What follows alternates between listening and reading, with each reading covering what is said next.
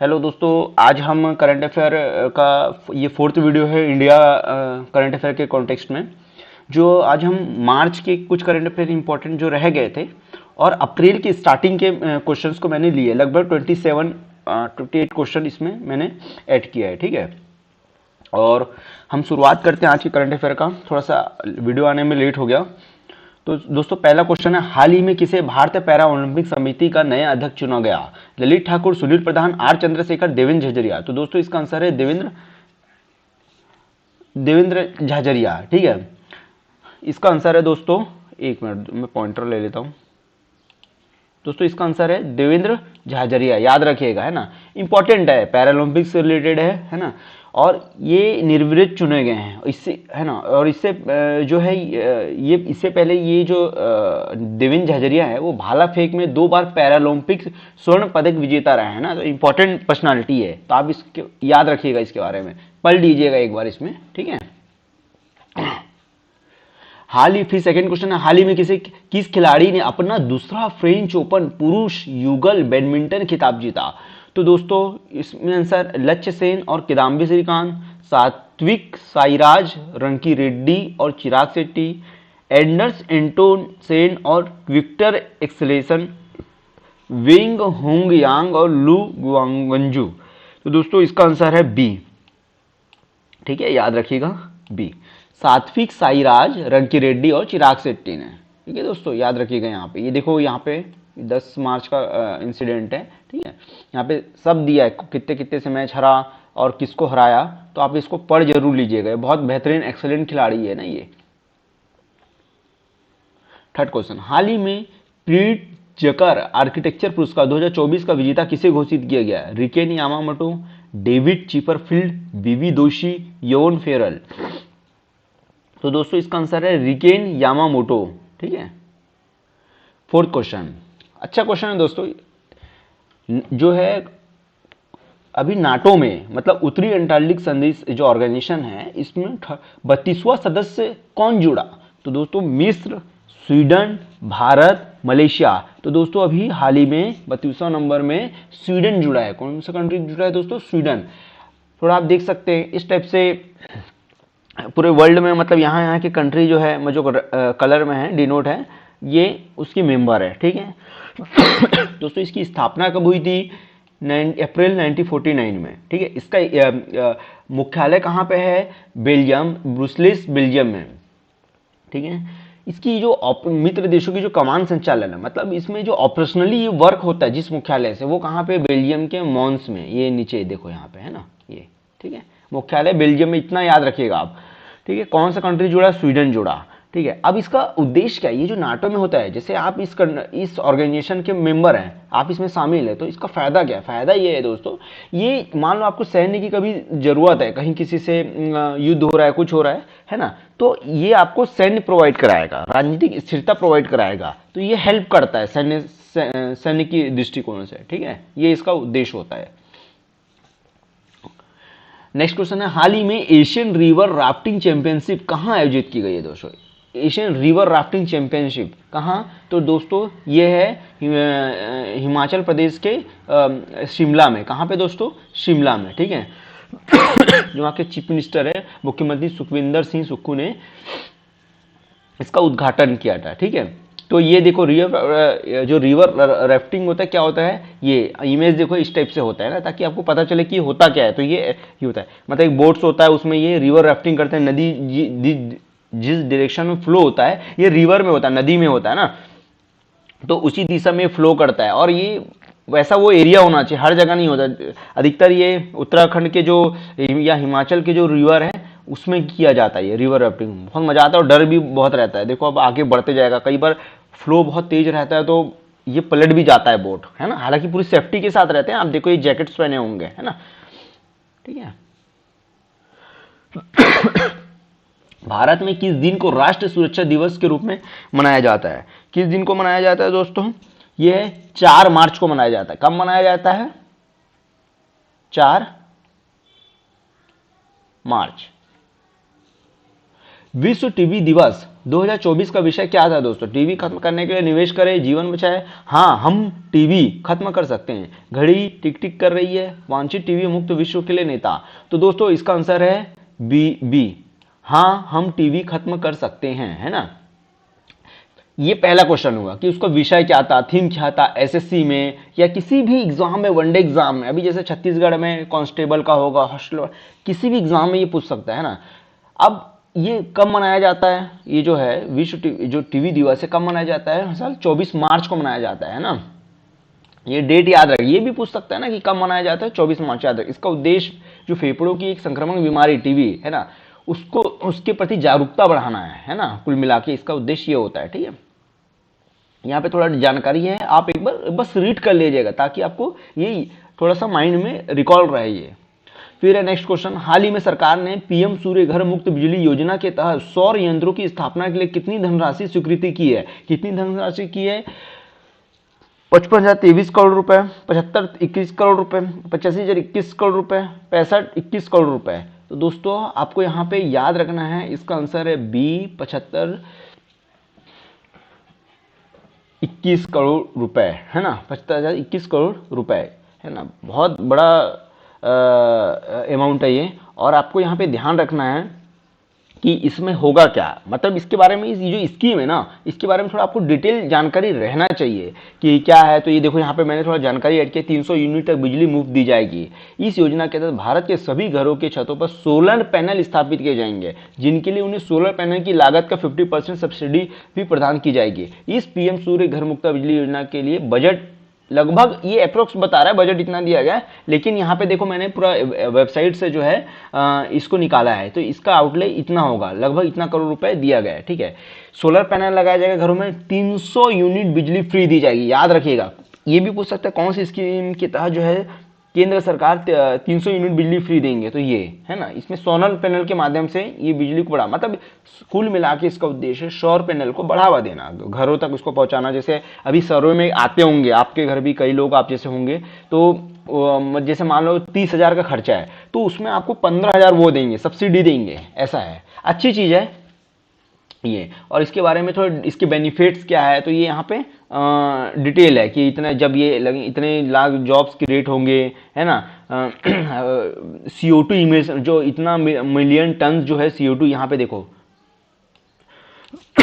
Carbon die जो oxygen जो emission होता है, उत्सर्जन होता है, जो एनवायरनमेंट के लिए बहुत हानि है, तो उसका हम रिडक्शन कर पाएंगे भाई। इसको बढ़ावा मिलेगा सोलर पैनल को, तो ये बढ़ावा, यानी रिन्यूएबल एनर्जी है, नवीकरणीय ऊर्जा, तो इससे जो है पॉल्यूशन कम होंगे। ये सब इसके फायदे हैं, आप यहाँ पे पढ़ लीजिएगा। इतने करोड़ रुपए दिया गया है और इतने यूनिट बिजली दी जाएगी, सोलर पैनल ले जाएगा, 50% सब्सिडी दी जाएगी। मैं थोड़ा सा इसलिए डिटेल में थोड़ा चर्चा कर लेता हूँ, क्योंकि देखो भाई जरूरी है ना यही क्वेश्चन पूछे, क्वेश्चन घुमा के भी पूछ सकता है ना। कितना कार्बन मतलब इमिशन किया जा सकता है अप्रॉक्स, ये भी पूछ सकता है। कितनी बिजली इसमें फ्री दी जाएगी सौर पैनल के माध्यम से, कि कुछ और स्कीम है ये, तो इसलिए मैं इसको थोड़ा सा डिटेल में लेता हूँ। नेक्स्ट क्वेश्चन, हाल ही में किस देश ने सुअर से जीवित मनुष्य में, ये चर्चा में था, आनुवांशिक रूप से संशोधित किडनी का पहला प्रत्यारोपण किया, है ना। मतलब सुअर की किडनी को निकालकर मनुष्य की किडनी में उसको उसमें मतलब इंसर्ट किया गया है। तो कहाँ किया गया? ये अमेरिका में, है ना। अमेरिका में इसका रिसर्च किया और सफल भी हुआ है ना, ये सफल भी हुआ है मरीज में। ये देखो यहाँ पे नीचे आप डिटेल पढ़ेंगे तो 60 वर्ष मरीज में, है ना, ठीक है। तो ये इंपॉर्टेंट हो जाता है ना, बड़ा रिसर्च है ये, और अमेरिका इस टाइप से रिसर्च करते रहता है। हाल ही में साइमन हैरिस किस देश के सबसे युवा प्रधानमंत्री चुने गए? Malaysia, Mexico, Ireland, Poland. तो दोस्तों आयरलैंड, ये अगर से कुछ कंट्री वंट्री के संदर्भ में पूछ रहा है, आप पूछ देते हैं कभी यहाँ के प्राइम मिनिस्टर कौन है, रिसेंटली कोई घटना हुई है तो, है ना, राष्ट्रपति के संदर्भ में पूछ लेते हैं, तो आपको ये ध्यान रखना है। साइमन हैरिस, या तो देश का नाम पूछ देगा, है ना, यहाँ पे प्रधानमंत्री का नाम दे के पूछा है कि कौन बना है युवा प्रधानमंत्री, तो आपको याद रखना है आयरलैंड के बने हैं, कौन है, क्या नाम है, साइमन हैरिस, ठीक है दोस्तों। सेकंड, हाल ही में किन 3 देशों की नौसेना ने ओमान की खाड़ी के पास संयुक्त अभ्यास किया? ओमान की खाड़ी के पास, तो दोस्तों इसमें है आंसर ए, चीन, ईरान, रूस। कौन कौन सा है दोस्तों? चीन, ईरान, रूस। ठीक है, याद रखिएगा यहाँ पे। इसके आप थीम पढ़ लीजिएगा कि ओमान की खाड़ी के पास समुद्री सुरक्षा बेल्ट 2024 नामक एक संयुक्त अभ्यास शुरू किया। यह अभ्यास जो 11 मार्च से शुरू होकर 15 मार्च तक चला। ठीक है, ऐसा भी डेट देखिए पूछ देता है कि इस डेट से इस डेट के बीच कहाँ पे चला, तो आपको ये याद रखना है। ठीक है, इसका उद्देश्य समुद्री तट जो सुरक्षा को बढ़ावा देना, समुद्री सहयोग को मजबूत करना देशों के बीच। हाल ही में किसे उनके परोपकारी कार्यों के लिए प्रतिष्ठित पीवी नरसिम्हा राव मेमोरियल पुरस्कार दिया गया है ना। तो दोस्तों रतन टाटा, मुकेश अंबानी, गौतम अडानी, शिव नादर। तो इसका आंसर है दोस्तों रतन टाटा को दिया गया है। हाल ही में खबरों में रही कमबूम घाटी किस राज्य में स्थित है? कमबूम घाटी किस राज्य में स्थित है दोस्तों? तमिलनाडु, कर्नाटक, महाराष्ट्र, केरल। तो दोस्तों ये जो पश्चिमी घाट है, वहाँ जो तमिलनाडु है, तमिलनाडु के पश्चिमी घाट में इसका स्थान है। ये देखो इस टाइप से ये खूबसूरत है। ये मेरे को लग रहा था कि उत्तरी भारत में होगा ये जो पिक्चर है, लेकिन मैं सर्च मारा तो ये पश्चिमी घाट का ही है ना। तो इस टाइप से खूबसूरत होता है, कोई घाटी वाटी होता है जो। ये मैं यहाँ पे एक आपको होमवर्क है, इंदिरा ऐप के बारे में आप एक बार गूगल में सर्च मारिएगा, पढ़िएगा। ठीक है, याद से इंदिरा ऐप के बारे में, ये आपको होमवर्क है।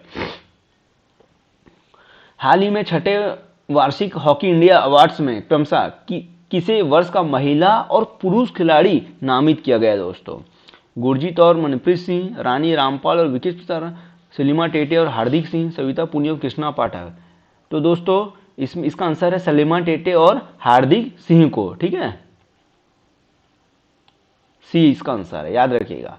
यहाँ पे हॉकी इंडिया अवार्ड्स के बारे में है। देखो ये मार्च की घटना है, मैंने बोला था ना लास्ट मार्च तक का भी क्वेश्चन लिया हूँ, तो इसको आप एक बार रीड कर लीजिएगा। ठीक है, मतलब वही है जो इसमें क्वेश्चन है, वही है, आप याद रखिएगा। और जो सलीमा टेटे झारखंड की है, टेटे को है ना, पहले भी इनको पुरस्कार मिला गया, इसमें यही दिया हुआ है। फिर है वैगई मेट्टूर पापनासम बांध जो हाल ही में जल स्तर के कारण खबरों में था, किस राज्य में स्थित है? तमिलनाडु, केरल, मध्य प्रदेश, आंध्र प्रदेश। तो दोस्तों ये है तमिलनाडु में। ठीक है, कभी जैसे ज्योग्राफी से जैसे जीएस में क्वेश्चन आता है, तो ये एक लाइन में क्वेश्चन पूछ देगा भाई फलाना बांध कहाँ पे है, तो आपको पता होना चाहिए। तो ये ऐसे जब कोई चीजें करंट अफेयर में चर्चा में रहती हैं, तो इससे आपका एक बेसिक भी कवर होता है। ठीक है, हाल ही में नाइजर में भारत के अगले राजदूत के रूप में किसे नियुक्त किया गया? याद रखिएगा इसको, अच्छा क्वेश्चन है ना। तो पंकज शरण, पिया चक्रवर्ती, विक्रम मिश्री, सीताराम मीणा। तो दोस्तों सीताराम मीणा को, मतलब राजदूत मतलब जो क्या बोलते हैं, फॉरेन सर्विस में जो रहते हैं ना, जो यूपीएससी क्वालिफाई करके जाते हैं ना, ये तो इसमें बनते हैं, सुनिए ना, फॉरेन सर्विस वो होते हैं है ना, ये यूपीएससी के थ्रू बनते हैं, उन्हीं ही सब बड़े बड़े पद पर नियुक्त किया जाता है। हाल ही में खबरों में रहा सिग्मो उत्सव किस राज्य में मनाया जाता है? कर्नाटक, मध्य प्रदेश, उड़ीसा, गोवा। तो दोस्तों गोवा। कहाँ पे दोस्तों? गोवा में। अंतर्राष्ट्रीय खनन जागरूकता दिवस 2024 का विषय क्या है दोस्तों? जीवन की रक्षा करना, शांति का निर्माण करना, सुरक्षित जमीन, सुरक्षित कदम है ना, माइन एक्शन के लिए एक साथ। तो दोस्तों इसका आंसर है जीवन की रक्षा करना, शांति का निर्माण करना। ए इसका जो ऑप्शन में है ए। ठीक है, याद रखिएगा,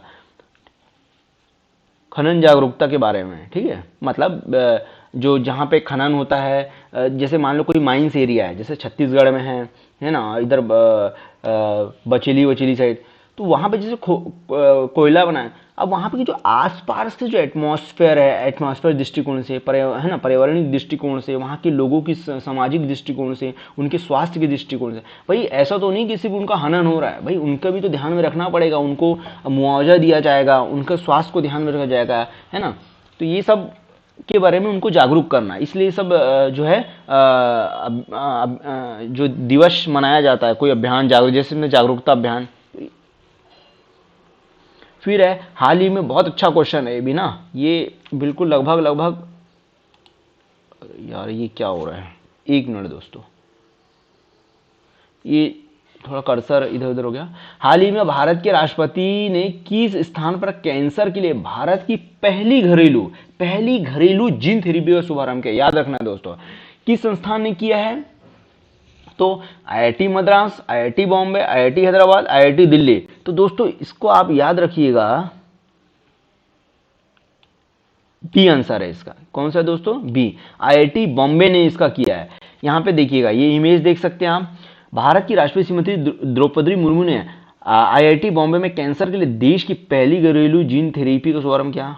पहला क्वेश्चन, इसमें कुछ थेरेपी वेरेपी का यूज करते हैं उन लोग, मतलब टी थेरेपी, वो सेल्स से कुछ रिलेटेड रहता है ना।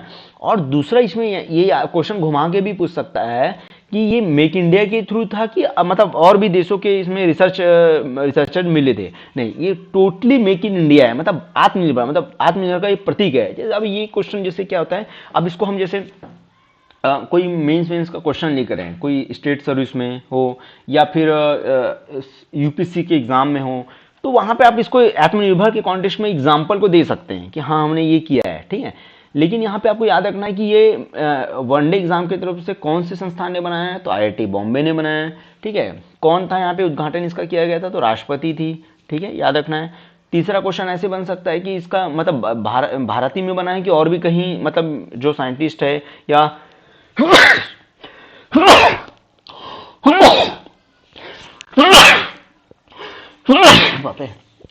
सॉरी दोस्तों, तबीयत सही नहीं था। तो ये मेक इन इंडिया के तहत बना गया, ठीक है, याद रखिएगा आप लोग।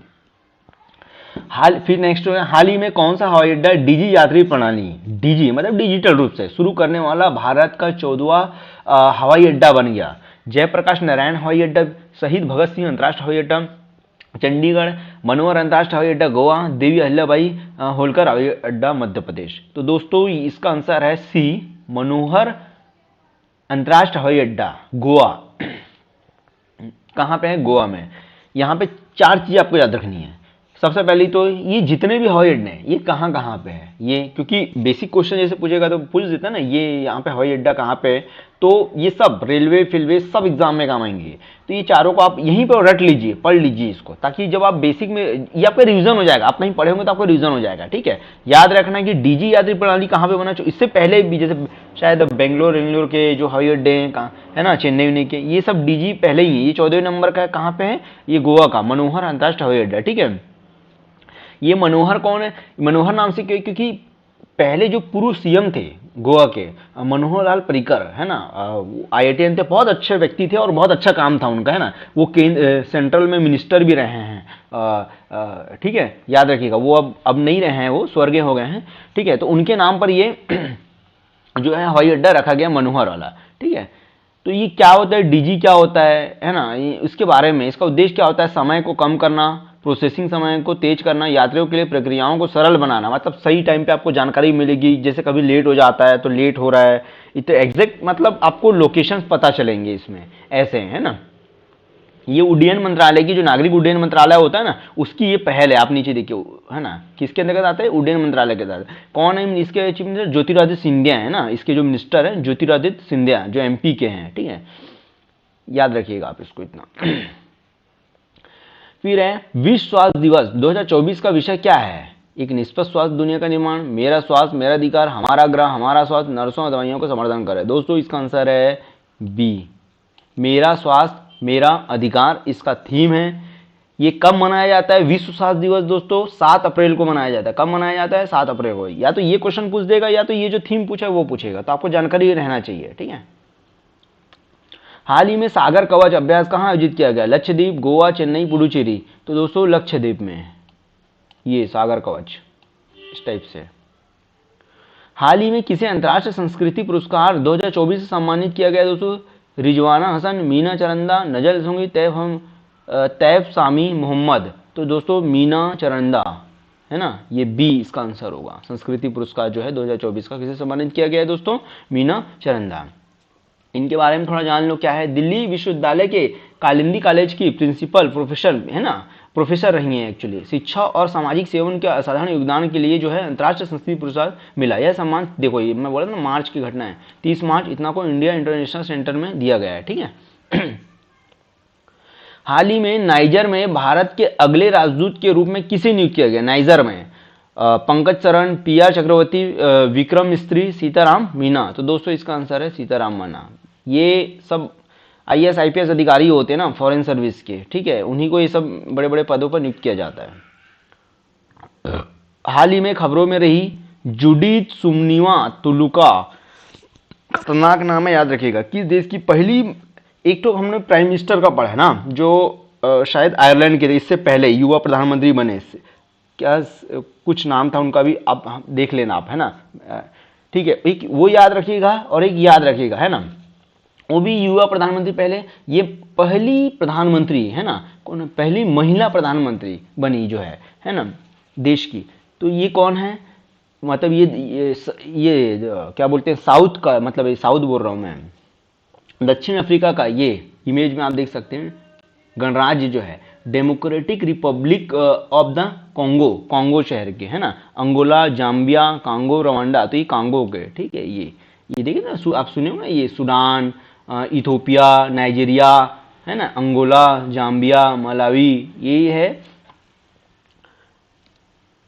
दक्षिण अफ्रीका के कंट्री, एक कंट्री है ना, वहाँ पे जो कॉन्गो, वहाँ की ये महिला प्रधानमंत्री। नाम रखिएगा, इनका नाम भी याद रखिएगा ना, जुडिथ सामनिवा, कंट्री का नाम दे देगा, नाम पूछ देगा, तो आपको याद रहना चाहिए, ठीक है।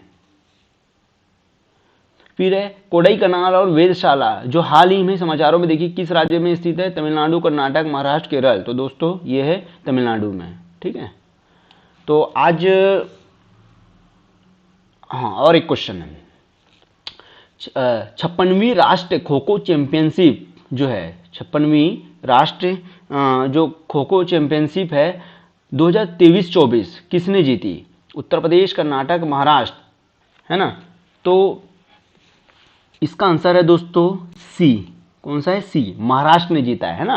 ये देखो यहाँ पे मैंने थोड़ा सा लिख दिया है ना, कि महाराष्ट्र की टीम ने दिल्ली के कर्नैल, किसको हराया, ये भी पूछ देगा ना किसको हराया है, तो कर्नैल सिंह स्टेडियम और इंदिरा गांधी स्टेडियम में आयोजित ये हुआ। पुरुष और महिला दोनों खिताब जीते। विजेता टीम को 3 लाख। भाई जो ये जो खो खो चैंपियनशिप है इसमें कितना रुपए दिए जाते हैं? तो ये 3 लाख रुपए पुरस्कार दिए गए हैं, ठीक है, और ट्रॉफी दी गई है, याद रखिएगा। महाराष्ट्र ने जीता है, ठीक है।